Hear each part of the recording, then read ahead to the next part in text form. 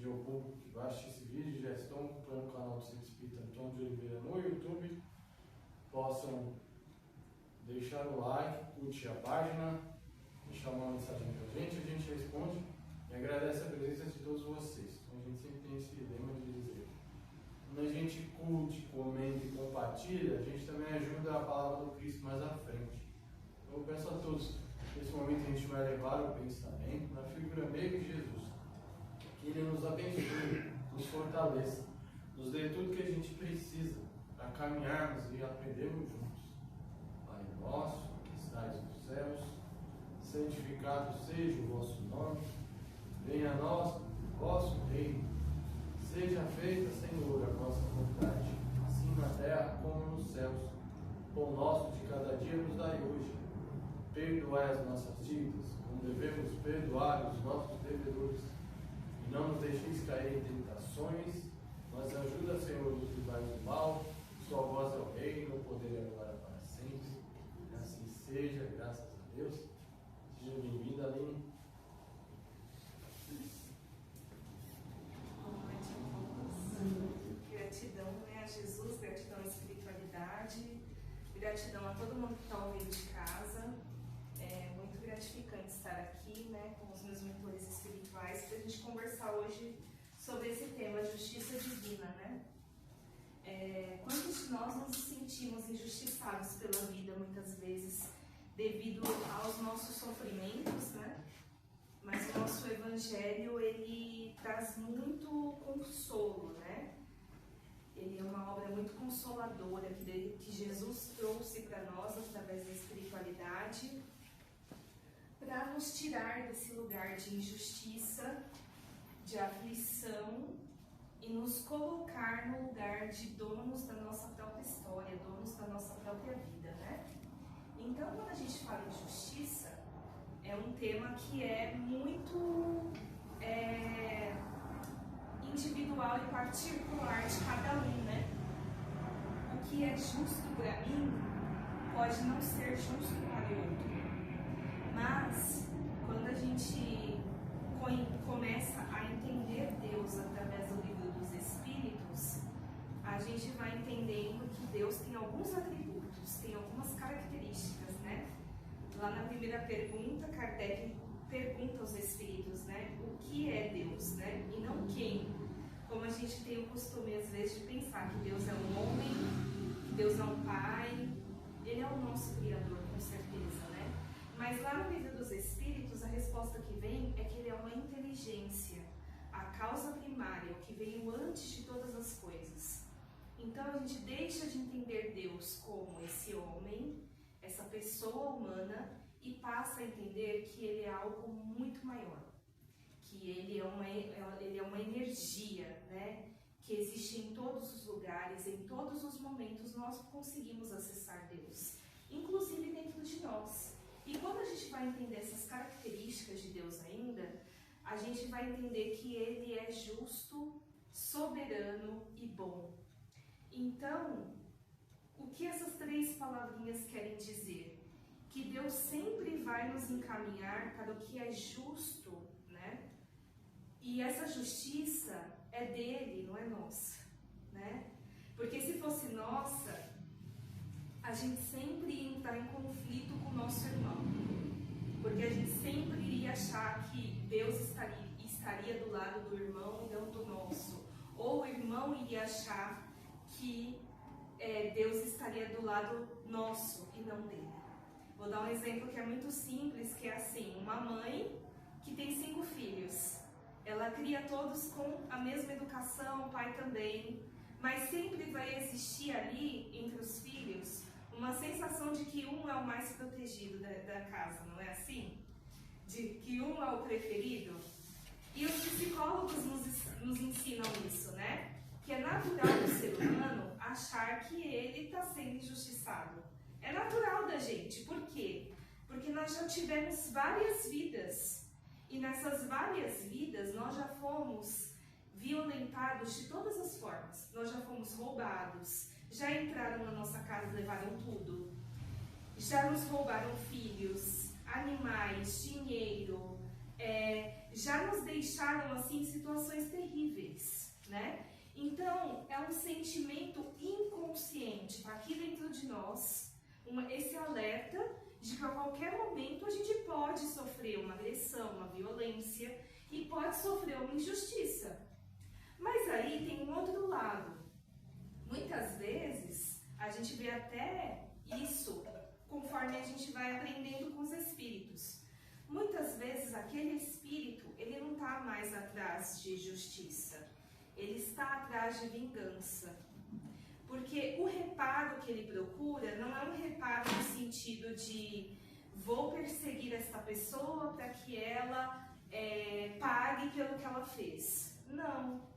Você está perseguindo a pessoa porque você quer vê-la sofrer. Você está com uma dor muito grande dentro de você e você quer que alguém mais sinta dor, porque a tua dor está insuportável. Então, quando a gente vai lá no Livro dos Espíritos, na questão 873, vai explicar o seguinte, que o sentimento de justiça é natural, é normal a gente buscar justiça, está aqui dentro da gente, né? E aí, é uma pergunta, né? O sentimento de justiça é natural ou resulta de nossas ideias? E aí os espíritos vão responder que sim, é natural. Que vem ao nosso pensamento quando a gente sofre uma injustiça. Mas na medida que nós vamos evoluindo, avançando, a gente desenvolve esse sentimento. Deus colocou no coração do homem, porque encontrais frequentemente entre os homens simples e primitivos noções mais exatas de justiça do que entre pessoas de muito saber. O que ele quer dizer? Eu vou dar um exemplo da nossa própria história do Brasil. Quando a gente estava na escola, quem descobriu o Brasil? Pedro Álvares Cabral, né? A gente aprendia, né? Só que aí a gente foi tendo que reentender essa história, reaprender essa história, porque hoje a gente sabe que quando Cabral chegou aqui, tinham habitantes aqui nessas terras, tinham os indígenas, os povos originários, né, que falam, né? Então, vocês não acham que quando os portugueses vieram aqui, começaram a tirar tudo dos indígenas, né? Tirar a liberdade deles, tirar o jeito que eles pensavam. Os portugueses pensavam que os indígenas eram um povo selvagem, sem educação, né? Por quê? Simplesmente porque eles não tinham uma condição religiosa, né? Que em Portugal já era mais avançado, já tinham as igrejas. No Brasil não, o Brasil era um país jovem, estava nascendo, né? Tinham seres totalmente dedicados a uma condição religiosa só, que era a natureza, o respeito à natureza, o respeito ao outro, né? Então, os indígenas, com certeza, eles se sentiram muito injustiçados, porque eles foram colocados nesse lugar de pessoas que não tinham tanto saber. E hoje a gente já vê que isso está se transformando. Por quê? Porque eles têm uma relação tão íntima e tão bonita com a natureza, com a alimentação, que eles estão nos ensinando coisas. Eles estão nos ensinando como lidar com certas questões, né? Então, está falando isso, que é natural que pessoas simples, né, que não têm tanto conhecimento ou primitivas, né, tenham esse sentimento de injustiça, porque um que venha com muito saber pode ir lá e dominar esse povo. A mesma coisa que faziam os romanos. Os romanos, eles não eram assim, um povo extremamente criativo, inovador, não. Eles perceberam que na Grécia tinham os deuses. E aí eles mudaram o nome dos deuses e colocaram essa cultura em Roma. Então lá na Grécia tinha Vênus. Lá em Roma é Vênus, mas na Grécia a deusa do amor é Afrodite. Eles trocavam os nomes dos deuses, absorviam essa cultura e eles iam construindo esse exército e de civilização em civilização, de povo em povo. A comida aqui é muito boa, então a gente vai absorver essa cultura dessa comida aqui e vai dizer agora que é romana. E quantas pessoas não foram injustiçadas com isso? Porque para eles fazerem esse domínio, o que eles faziam? Eles colocavam os homens para servir ao exército romano e as mulheres e crianças daquela cidade eles colocavam para trabalhar para eles. Então, fazendo a comida, costurando as roupas, né? Fazendo os afazeres de uma casa. Então, assim, eles foram dominando povo em povo e construindo um grande exército que sofreu com a justiça divina. Por quê? Porque um dia esse exército ruiu, ele acabou. Ele não tinha mais como se sustentar. E que bom, né? Porque senão a gente teria aí muito mais prejuízo na nossa história. E aí na pergunta 874 fala-se assim, ó. Se a justiça é uma lei natural, tá bom.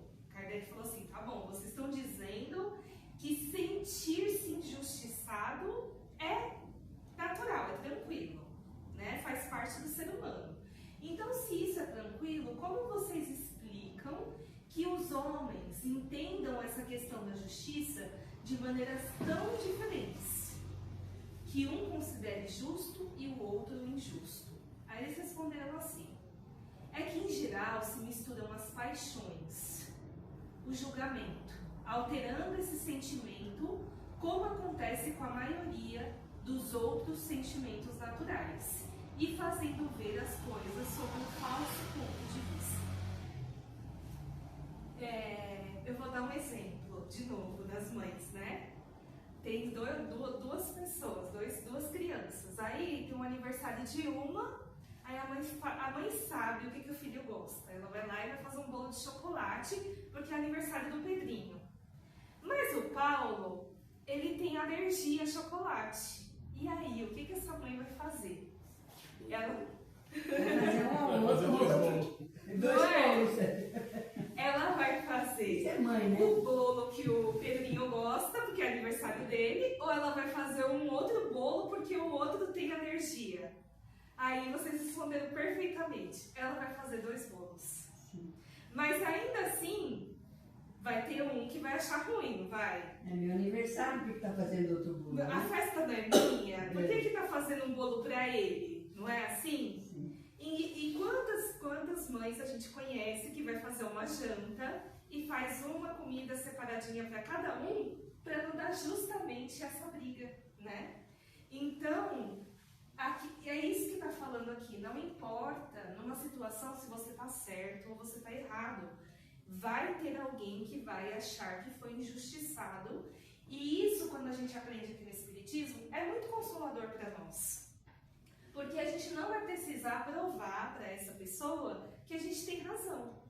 A gente vai entender assim, olha, aconteceu essa questão aqui, eu sei que eu estou certo, mas essa pessoa acha que eu não estou. Eu não preciso ficar provando para ela que eu estou, porque ela vai continuar achando que ela está certa também, entendem? Então, é um ponto de vista, né? Tem um autor que eu gosto muito, que ele é escritor, que ele chama-se Leonardo Boff. Ele fala, tem uma frase que ele fala assim, ó, todo ponto de vista é a vista de um ponto. E isso é perfeito, por quê? Porque eu vou olhar do meu lado, você vai olhar do seu, você vai olhar do seu, e não significa que os 3 lados estejam certos, e nem que os 3 lados estejam errados. Significa apenas que todo mundo está olhando do seu ponto de vista, com a sua cultura, com a educação que você teve, com os valores que você aprendeu ou não aprendeu. Tem educação que é muito rígida, a pessoa até determinada idade não podia sair de casa, não podia ir na casa do coleguinha fazer um trabalho da escola. E tem educação que é mais flexível, podia sair até demais, né? Então, é isso, cada um vai ter um ponto de partida, porque é nessas diferenças que nós vamos aprendendo. A gente passou a vida inteira achando que ser diferente era ruim, que a gente tinha que ter um padrão de educação, um padrão de família, um padrão de sociedade. E a gente perdeu essa noção de que ser diferente é aprender com o outro, né? É igual eu falei de novo do bolo, né? Vou dar o exemplo do bolo. Eu sempre dou esse exemplo. Se eu der uma receita para nós três aqui fazer um bolo de chocolate, vai sair igual? Não. Não tem como, né? Porque, por exemplo, vou dar o exemplo da minha mãe. A minha mãe sabe bater clara em neve na mão. Eu não sei, eu já tentei aprender, eu não consigo. Então, cada um vai usar a sua técnica, o seu jeitinho, né? E mesmo que a gente faça passo a passo, existem várias condições. Existe o forno, existe a nossa dedicação na receita, o nosso fazer, as nossas habilidades. Então, é isso, a gente vai aprendendo com a diferença. A gente ser diferente é muito bom, porque a gente aprende coisas novas. E aí, na pergunta 875, ele fala o seguinte: e como a gente pode definir a justiça? Se a gente perguntar assim, o que é justiça? Olha lá. A justiça consiste no respeito aos direitos de cada um. Olha só que interessante. O quanto isso é bonito, mas ao mesmo tempo, o quanto isso é aberto. Essa resposta. Por quê? Porque quando a gente está conversando, por exemplo, quando a gente olha essa resposta e a gente está conversando com o outro, o que é justo? A gente ter o nosso momento de fala e ter o nosso momento de escuta. E às vezes, nesse momento que a gente está conversando, a gente está nervoso, a gente está ansioso, a gente está triste e a gente não consegue escutar o outro. Ou a gente quer falar com o outro e o outro não escuta. Então, a justiça é tudo que a gente faz para respeitar o direito do outro. O direito que o outro tem de não concordar conosco. Ele tem o direito de não concordar conosco. O direito que o outro tem de não, de dizer não, por exemplo, né? Às vezes, quando uma pessoa diz não, a amizade acaba, não é assim? Você disse sim o tempo inteiro. No dia que você disser não, acabou a amizade. O direito que o outro tem de não querer ir ou não querer fazer alguma coisa. E a gente também respeitar esses nossos limites. Não querer agradar o outro, né? Sermos sinceros com a gente mesmo. Não nos sentirmos obrigados a agradar. E ainda falando sobre direitos, vai ter uma questão assim: o que determina esses direitos? Porque está falando que justiça é respeitar direitos, mas como assim? Aí vai falar o que é o seguinte: que esses direitos das pessoas que a gente deve, né, ter respeito, eles são determinados por duas coisas: a lei humana e a lei natural. E aí a gente precisa entender que as leis de Deus, elas são perfeitas. Elas foram feitas para a gente viver em sociedade, para a gente conviver, para a gente se respeitar, para a gente se amar, para a gente se perdoar. Mas a lei dos homens, ela é bem falha, né? Ela é bem falha. Por que ela é falha, vocês acham? Depende de quem está no julgamento ali. Perfeito. Perfeito. Como essa pessoa enxerga, né, uma questão financeira, por exemplo, uma questão social, né? Depende se essa pessoa que está julgando, ela tem uma crença em Deus ou não, né? Se ela tem princípios de caridade ou não, né? Se ela é uma pessoa mais materialista, né? Se ela é uma pessoa mais espiritualizada. Depende de uma série de fatores, né?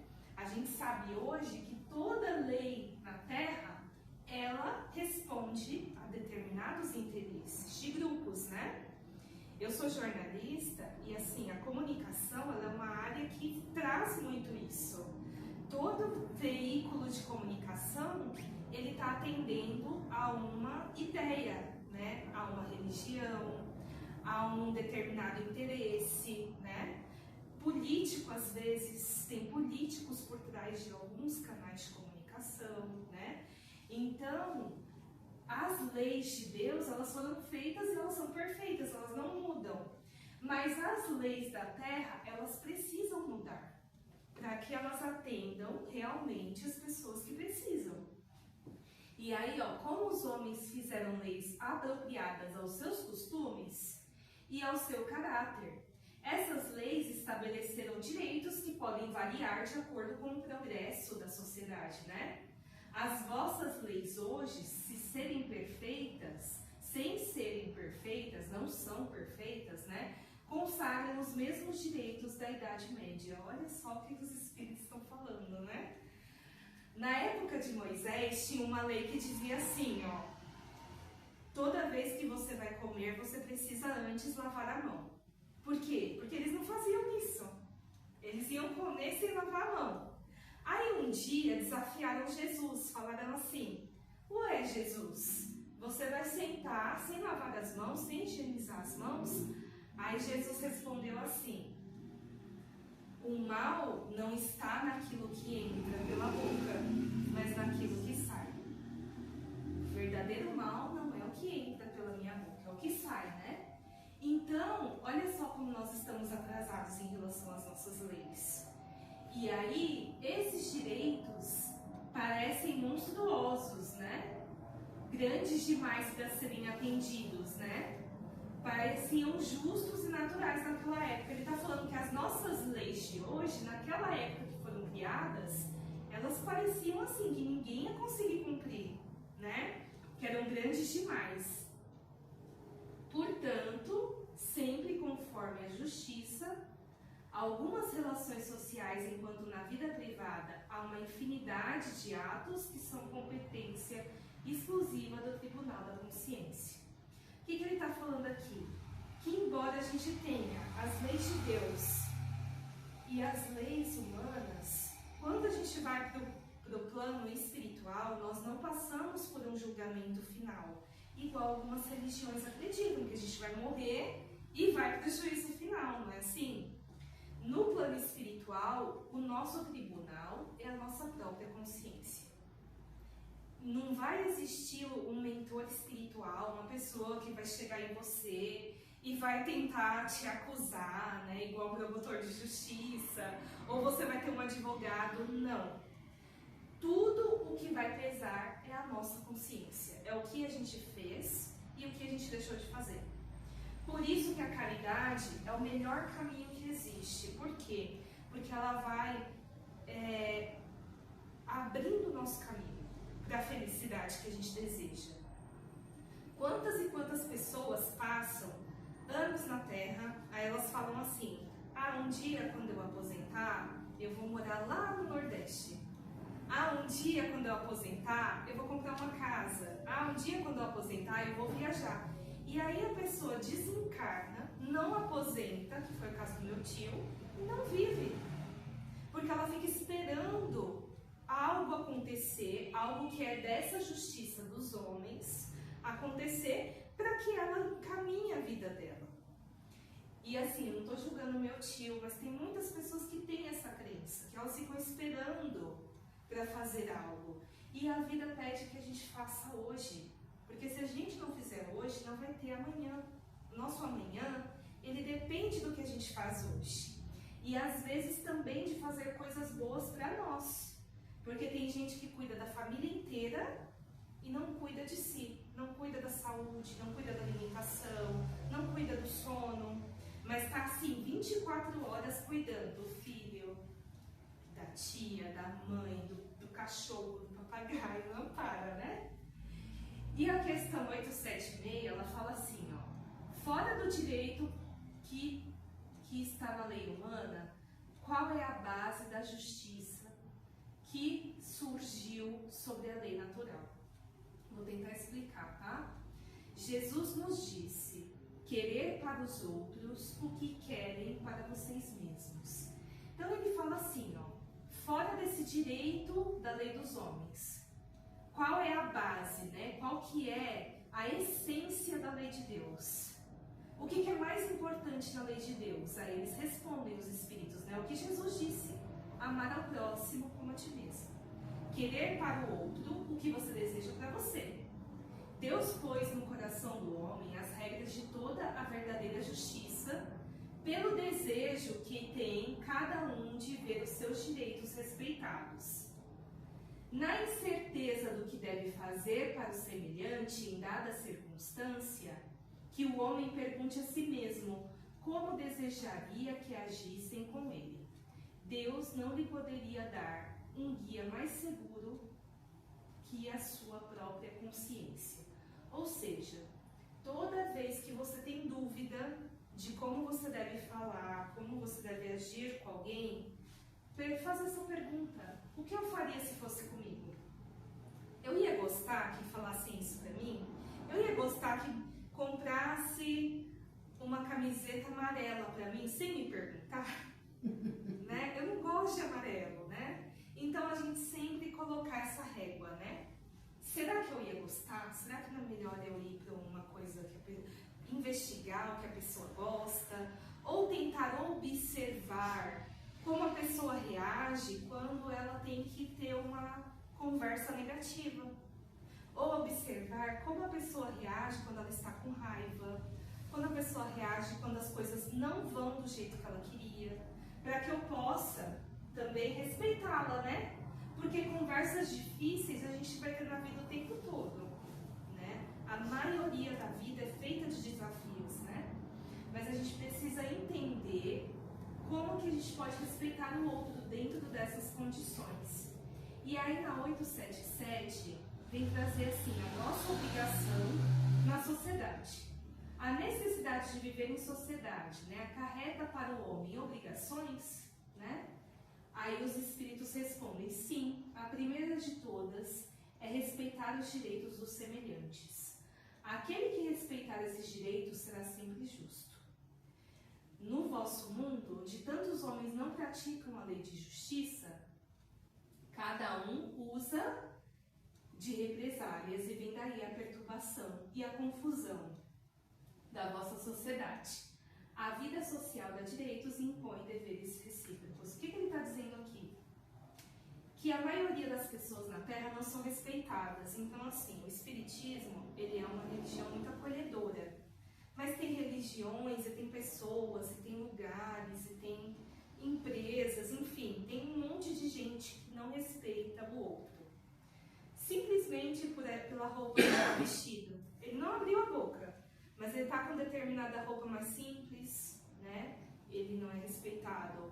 Tem pessoas que não respeitam cor de pele, não respeitam religião, não respeitam orientação sexual, não respeitam alguns rituais que aquela religião da pessoa tem. Por exemplo, os judeus não trabalham no sábado, né? Tem algumas religiões que tem uma questão com doar sangue, né? Então, é isso que ele está falando. Dessas condições de desrespeito vem a perturbação e a confusão, né? Quando a gente desrespeita, critica o outro, a gente acaba abrindo ali uma porta para o desequilíbrio emocional que gera um desequilíbrio espiritual. Aí a gente fica irritado, fica nervoso, fica com dores físicas, porque os espíritos ali estão partindo da gente. A gente não sabe o porquê que a gente está com tanto mal-estar. E aí na 878 ele fala assim, sobre limites, né? Pode o homem iludir-se quanto à extensão, né, a grandiosidade do seu direito? O que deve levar a conhecer-lhe os limites? Tem pessoas que usam desses direitos, né, desses desrespeitos, para se iludir, para se achar melhor que os outros, né? Então, os espíritos respondem assim: os limites do direito que reconhece para o seu semelhante em relação a ele, na mesma circunstância e de maneira recíproca. Então, sempre agir com reciprocidade. Se a pessoa está falando que ela tem uma deficiência, a gente não sabe, é uma coisa que não dá para ver, né? A gente fratura um braço, dá para ver que o braço está quebrado. Dá para fazer um exame e provar que aquele braço está quebrado. Mas uma deficiência a gente não consegue provar. Então, se a pessoa diz que ela tem autismo, ou diz que ela tem alguma questão, né? Ou ainda as doenças psicológicas, né? Depressão, ansiedade, a gente precisa respeitar. Porque só ela e Deus sabem o que ela passa. Não cabe a nós questionar ou julgar, né? Quem dá o diagnóstico é o psiquiatra, é o médico, né? É o médico que vai dar o diagnóstico, né? A nós cabe apenas respeitar e pedir, né? Se a gente acha que essa pessoa está exagerando no uso disso, pedir para que essa pessoa se equilibre, né? É uma caridade que a gente faz. E se cada um atribui a si mesmo os direitos do outro, em que se transforma a subordinação dos superiores? Não será a anarquia de todos os poderes? Vamos entender essa pergunta. A resposta é assim, ó. Os direitos naturais são os mesmos para todos os homens, desde o menor até o maior.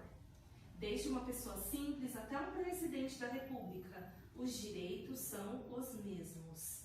Deus não fez um mais puro que o outro. Todos são iguais perante Deus. Esses direitos são eternos, estabelecidos pelos homens para serem com as suas instituições.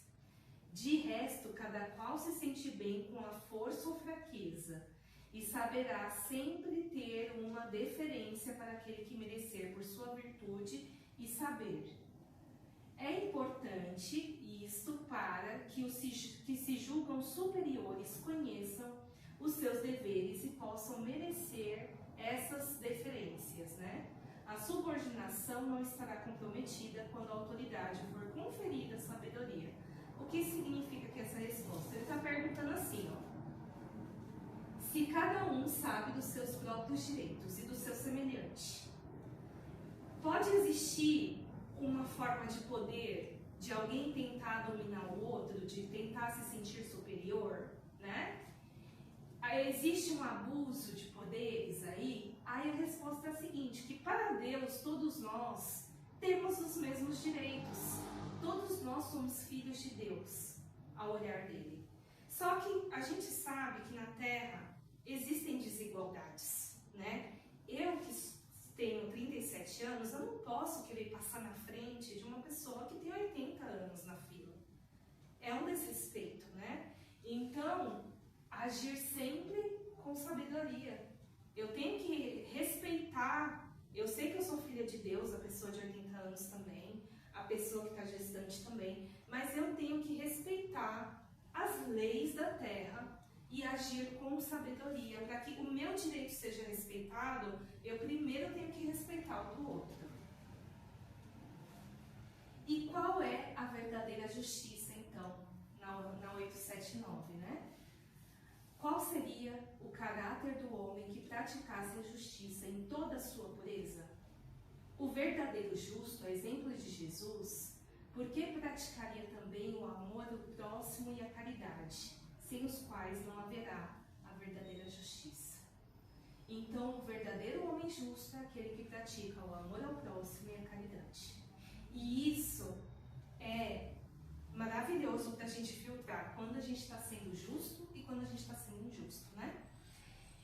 Tem um monte de irmãos desencarnados aqui ouvindo, né, a nossa conversa de hoje, e é muito importante isso, porque quando a gente persegue alguém, a gente está anulando que Deus é o verdadeiro Criador, e a gente está anulando que somente a Deus pode julgar aquele irmão, aquela irmã, por aquela atitude.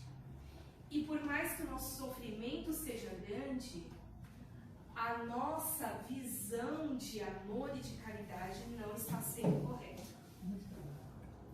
Então a gente sempre precisa entender que a gente não precisa perseguir ninguém, não precisa se vingar, não precisa querer fazer justiça com as nossas mãos, porque Deus já está fazendo essa justiça. A vida registra tudo o que acontece na nossa vida. Todas as vezes que a gente foi bom, a vida registra. Todas as vezes que a gente foi ruim, também. E a gente vai resgatar isso de alguma forma. E aí tem um livro, para terminar, que se chama Justiça Divina, de Emmanuel. Ele é um livro grande, mas eu tentei fazer um resumo aqui para a gente refletir. eu pedi para ele alguns conselhos sobre justiça, né? Tem uma série também da Rede Globo que se chama Justiça, que ela é muito boa, que ela traz esses dois pontos de vista. Pessoas que estão querendo ser justas e pessoas que estão buscando vingança, né? Então, os conselhos de Emmanuel para nós. Aceite que nada acontece sem nenhuma razão. Esse daí já é uma assinatura espiritual para nós. Boa noite, Bruno. Boa noite. A gente aceitar que na vida nada vai acontecer sem nenhuma razão. Algum aprendizado a gente vai ter. Boa noite, Bruno. Algum aprendizado a gente vai ter. Aquilo está acontecendo porque existe uma razão. Mesmo as experiências difíceis podem conter lições importantes para o seu crescimento espiritual. E a maioria dos nossos aprendizados vem somente das lições difíceis. Assuma a responsabilidade pela própria vida. Colhemos cedo ou tarde os resultados dos nossos pensamentos, palavras e ações. Não se revolte diante das provas, diante dos problemas, né? Pergunte menos, por que isso aconteceu comigo? E mais, o que eu posso aprender com isso? Pratique o perdão sempre que possível. O perdão, ele nos desliga dessa dívida com a pessoa que a gente está com raiva, com ressentimento, né? Nos liberta dessa energia negativa, que nos desequilibra. O ressentimento prende, o perdão liberta e abre caminho para a paz interior. Faça o bem sem esperar retorno, né? Tem muita gente que faz o bem, aí fala, eu não vou fazer mais bem para ninguém, porque fulano foi ingrato, nem agradeceu, né? Sofre com a ingratidão. A caridade transforma quem recebe, mas também eleva quem oferece. Então eleva muito mais quem está fazendo do que quem vai receber. Olha que bonito, né? Julgue menos e compreenda mais. Cada pessoa enfrenta batalhas que você desconhece e possui uma história espiritual própria. Invista diariamente na sua reforma íntima, na sua reforma interior. Pequenas melhorias constantes valem mais do que grandes intenções nunca colocadas em prática. Confie na misericórdia, né? Na visão de Deus, né, sobre a vida.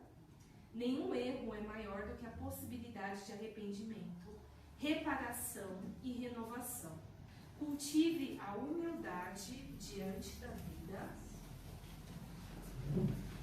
E para finalizar, todos estamos aprendendo. Ninguém sabe tudo e ninguém evolui sozinho. Por isso que nós estamos em sociedade, né? Mantenha a esperança mesmo nos dias difíceis. Deus não abandona nenhum de seus filhos.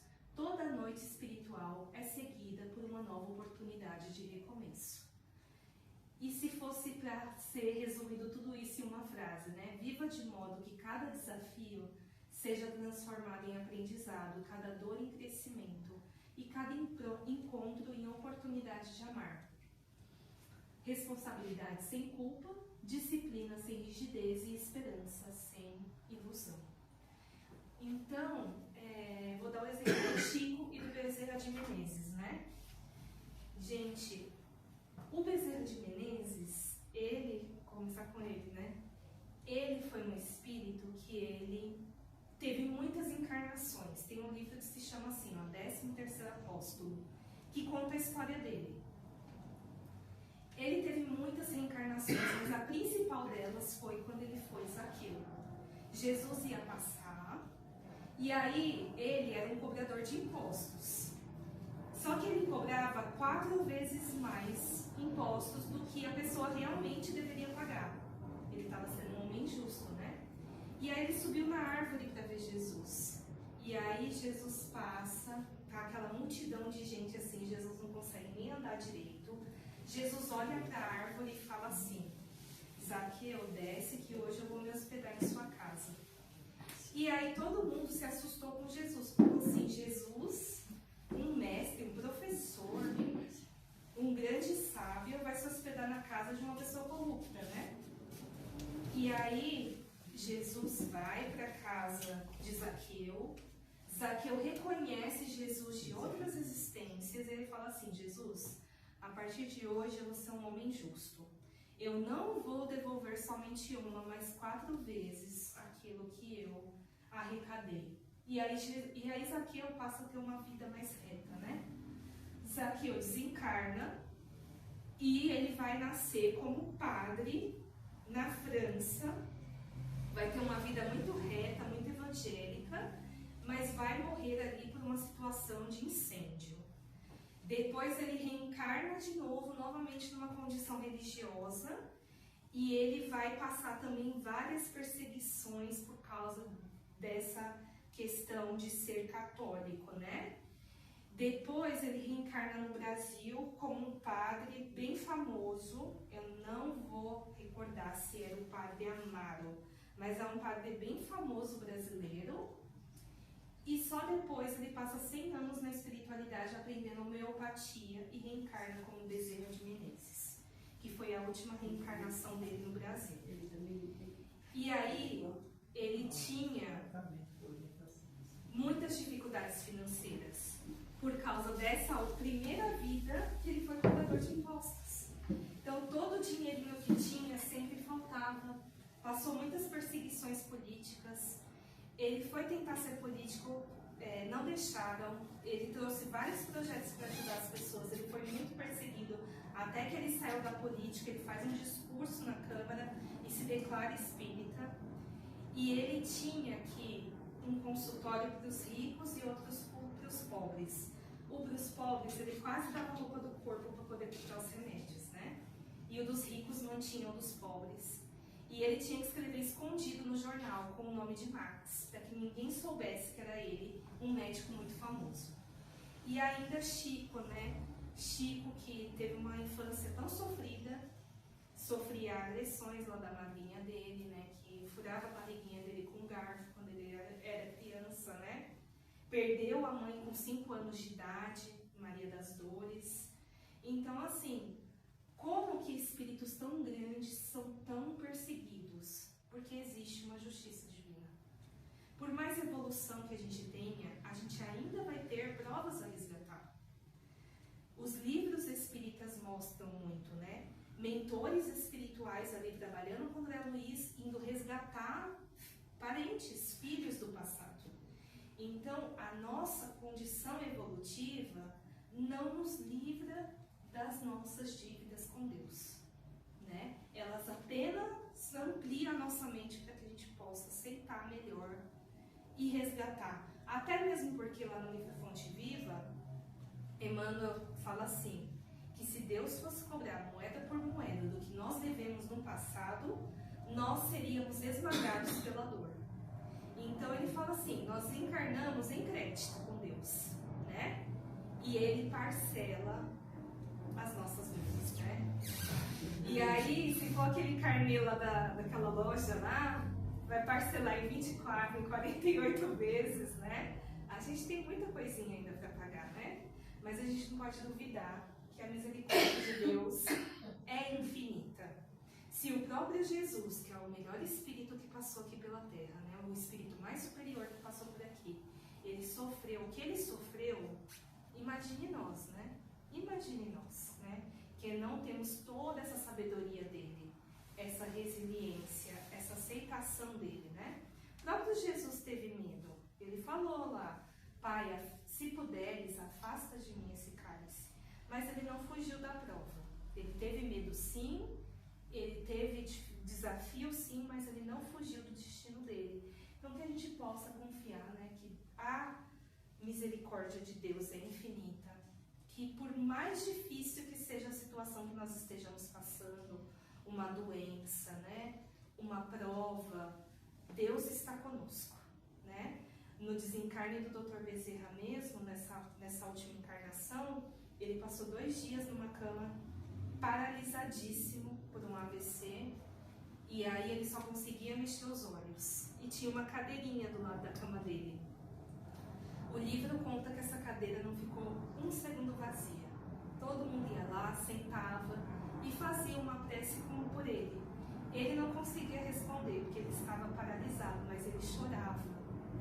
como quem agradecesse, né, cada prece que ele recebeu. Então, mesmo espíritos maravilhosos como ele, têm débitos com a vida, débitos com a justiça de Deus. E ele fez muita caridade e ainda teve esse débito aí dos 2 dias, né, no desencarne dele. Então, que nós possamos usar a caridade a nosso favor. Não com o interesse de que a gente tenha uma morte melhor, ou de que a gente mostre para os outros o quanto a gente é bom, mas realmente para que a gente aprenda a ser um espírito melhor, para que quantas provas vierem, a gente aguente, tá bom? Então eu vou finalizando, aqui está o canal onde ficam as palestras, né? No YouTube, Aline Moura Palestras, e no meu Instagram. Então eu vou finalizando fazendo uma prece. Senti muita emoção falar do Dr. Bezerra, porque ele nos inspira muito. Existe um filme no YouTube que se chama O Diário de um Espírito, Bezerra de Menezes. O Diário de um Espírito. Esse filme é gratuito, né? Mostra todinha a vida dele. Então, rogando ao Dr. Bezerra de Menezes, nós vamos nesse momento agradecendo, Pai, por esta oportunidade de falar sobre a sua justiça, de evangelizar sobre o seu amor. Agradecendo a Jesus pelos exemplos que nos deixou, ao Dr. Bezerra de Menezes, a Chico, agradecendo a toda a espiritualidade dessa casa. Nós pedimos, Pai, pelo vosso planeta, tão adoecido pelas paixões, pelas pessoas que se sentem injustiçadas e causam sofrimento nos outros. Nós vamos pedindo, Pai, por todos os países, pelos que estão em guerra. Vamos pedindo pelas crianças, pelos idosos, pelas pessoas em situação terminal, pelas pessoas que não se acham mais tão importantes para este mundo e estão em ideação suicida. Vamos pedindo ainda, Pai, pelas pessoas com transtornos mentais, psiquiátricos, espirituais. Vamos pedindo pelas pessoas em situação de rua, para que elas sejam acolhidas com amor, com comida, com afeto, com um cobertor quentinho. Vamos pedindo ainda pelo nosso Brasil, pelas nossas lideranças, pela nossa educação, pela nossa saúde, cultura, ciência. Vamos pedindo por todas as casas espíritas que fazem o bem, as outras religiões também, pedindo por esta casa, pelos seus trabalhadores, pelos seus dirigentes espirituais, pelos nossos irmãos tão amorosos, com os nossos irmãos desencarnados, que acolhem com tanto afeto aqueles que se acham errantes demais para recomeçar. Nós vamos pedindo que todo esse amor que estamos sentindo agora vá para estes irmãos que vão passar por tratamento, para que eles também se sintam amados por Deus, por Jesus. Vamos pedindo ainda por todos os assistidos dessa casa que estão ouvindo a palestra e pelos nossos lares, Pai, pelas nossas famílias, pelos nossos desafios financeiros, afetivos, morais, espirituais, psíquicos, profissionais.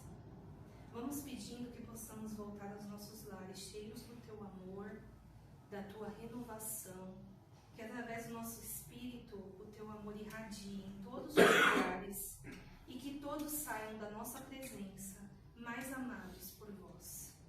Ave Maria, cheia de graça, o Senhor é convosco. Bendita sois vós entre as mulheres e bendito é o fruto do vosso ventre, Jesus. Santa Maria, Mãe de Jesus, rogai por nós, devedores, agora e na hora de nossa passagem. Que assim seja. Graças a Deus, graças a Jesus. Muito obrigada, gente. Obrigado. Muito boa. A gente está fechado até dezembro, hein? Nós estamos tudo certo. Olha que cargo. É verdade. Consegui. Hã? Vai querer salgadinho ou não?